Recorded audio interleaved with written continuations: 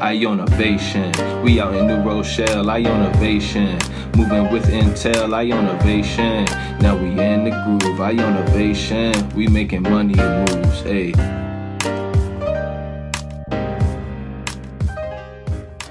Hello, Ionavators. Welcome back to the Ionavation Podcast. I'm Bert. And I'm May. And today we are being joined by Lisbeth. Hey guys, I'm also known as Lily, and you've seen me around, and it's good to be here. Yeah, so Lily's also an intern at the Hynes Institute, and last year she was actually one of three final winners of the Iona Innovation Challenge, which is actually our topic for today's podcast. Mm-hmm. And so we just wanted to talk about a little bit about it, and like what are the three different tracks, and you know what are some of her experiences. Mm-hmm. So let's start with like the three different tracks.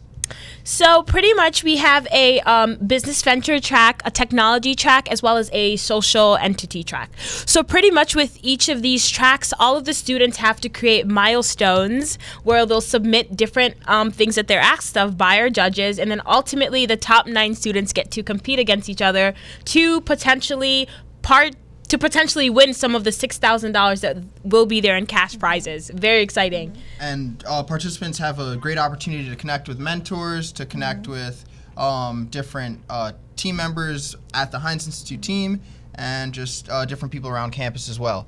Yeah. And what's really cool about it is that it's open to all students. It's for people that have ideas, that want to, create those ideas and bring them to life. So it's an open platform. Yeah. Yeah, and it's very exciting because we're about to kick off, and the first event is going to be on February 8th at 10 a.m. at Gale Ventures. Mm-hmm. But if you are unable to make that event, you could always go to iona.edu/innovation challenge for information on how to sign up.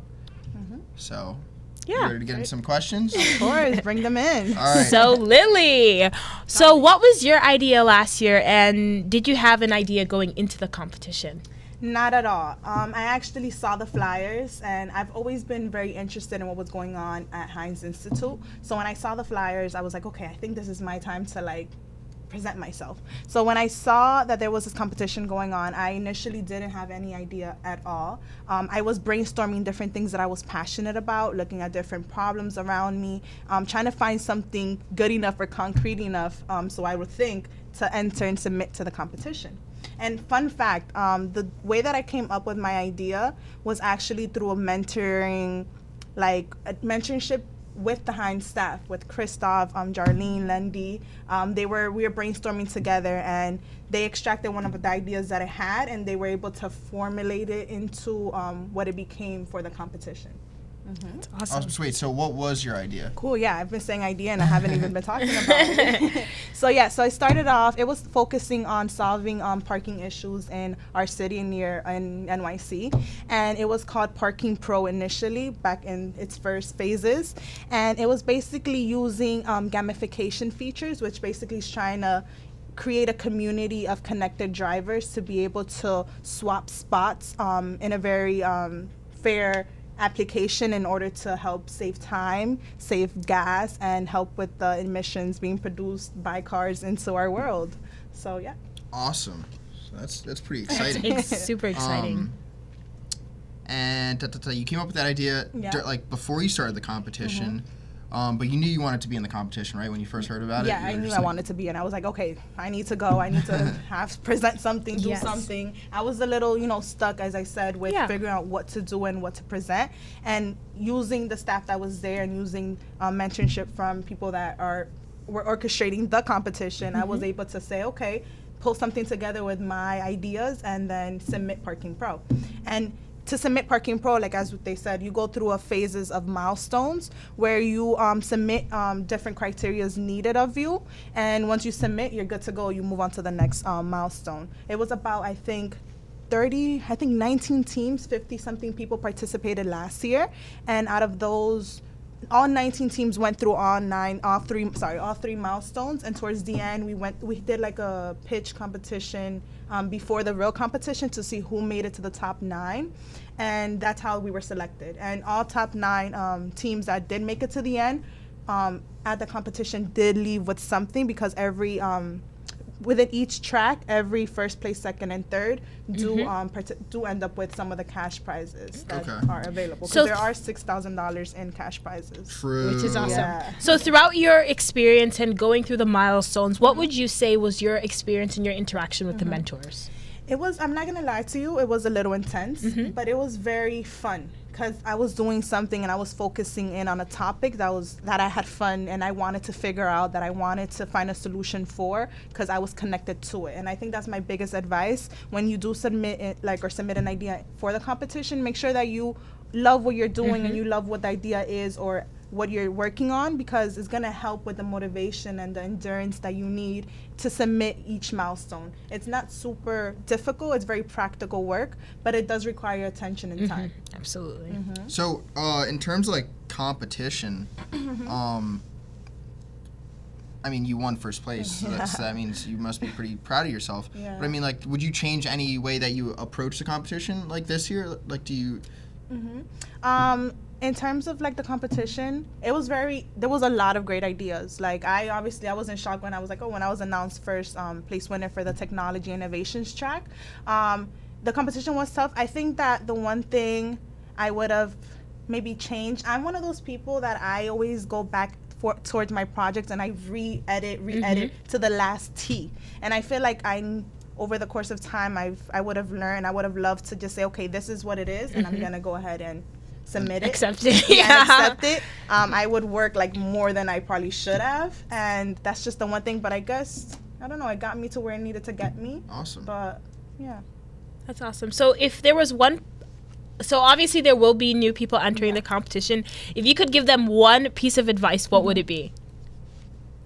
My one piece of advice would probably be just make sure you submit your documents and your deliverables on time, and just plan yourself out accordingly. Because for example, if you do make it to the top 9, you want to be prepared because there is a side competition that goes on between the top 9 for fan favorite, and that's an additional $750 that all top 9 finalists have a chance to win in the social media competition that they will be having, where whoever gets the most likes ends up with the fan favorite prize. Yes. So my advice would be, I entered it a little too late. I started promoting myself 2 days before the closing. Yep. My one advice is make sure that you have yourself organized and you're meeting the milestones, as I said, properly, so that when it's time for that 1 week of you promoting your idea with your friends and family, you have your content, you have everything ready and coherent for your viewers, so that you're able to participate properly and rank up as many likes and to have a really good chance at winning the fan favorite. Yeah, Gotcha. That's awesome. That's so exciting. Well, it is. It's very That's so exciting. cool. Well, are you guys gonna participate? Indeed, we are. Okay, so catch us in the competition. I'm taking it home. Yes. Well, thank you again so much, Lily, for being here and talking about your experience. So make sure you guys do show up February 8th. Yep. That is our official kickoff, and you will be able to get all the information and details about the competition. And how to sign up. Exactly. And remember, it's at 10 a.m. We're going to be there. Yep. 10 a.m. 748 North Avenue. At Gale Ventures. Yes.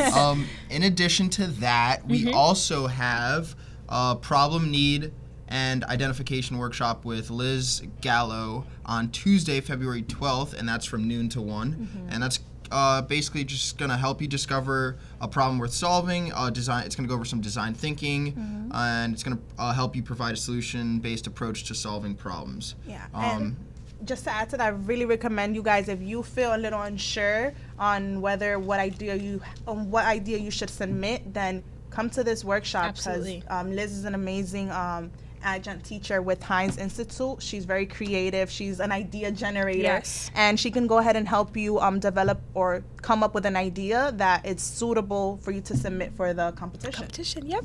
And also, don't forget, our podcasts are ongoing, so please let us know what you guys want to see. And you can do that through our Hynes Institute, which is our Instagram page at Hynes Institute. And also comment below on our YouTube channel what you'd like to see. Thank you guys so much. Any topics you guys have, any recommendations on any topics or any guests that you'd like to see? Yes. It'd be really exciting to, get involved with, more of our audience, see what they want to hear as well. And guys, just don't forget February 8th at 10 a.m. Yep. Where? 748 North Avenue, Gale Ventures. See you there. Thank you. Ciao. Ciao. Bye. Hey, we really working. Gale Ventures is the spot. Bert and May got the podcast hot. We innovating, no debating, we creating. Ionavators in our lane, never hating. We just worry about us and what we do. Ionavation Podcast show, get in tune.